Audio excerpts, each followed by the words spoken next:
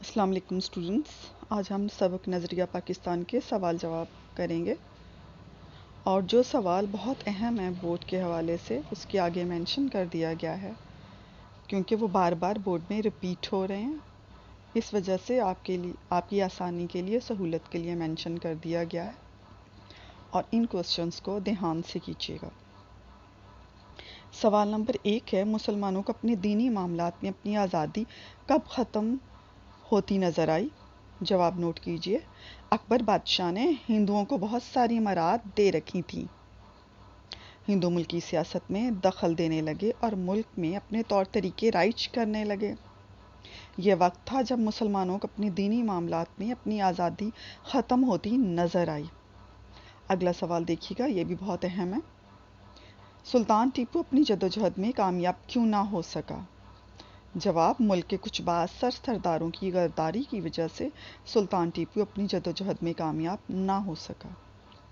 اگلا سوال نوٹ کیجئے، تحریک خلافت کیوں شروع کی گئی؟ یہ بھی بہت اہم ہے، اس کا جواب نوٹ کیجئے۔ ترکی مسلمان کی خلافت کا مرکز تھا۔ پہلی جنگ عظیم میں انگریزوں نے وعدہ کیا تھا کہ جنگ میں شکست کے بعد وہ ترکی کے ٹکڑے نہیں کریں گے، مگر جنگ کے خاتمے کے بعد وہ اپنے وعدے سے مکر گئے۔ چنانچہ خلافت کے تحفظ کے لیے مسلمانوں نے تحریک خلافت شروع کی۔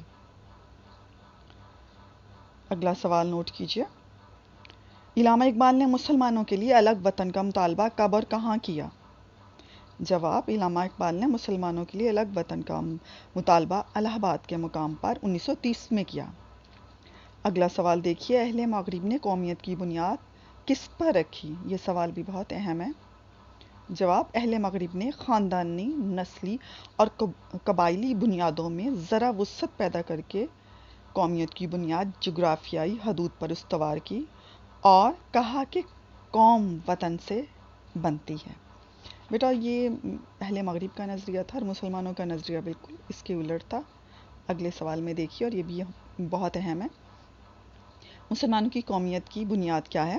جواب، مسلمانوں کی قومیت ایک نظریاتی قومیت ہے جو لا الہ الا اللہ پر قائم ہے۔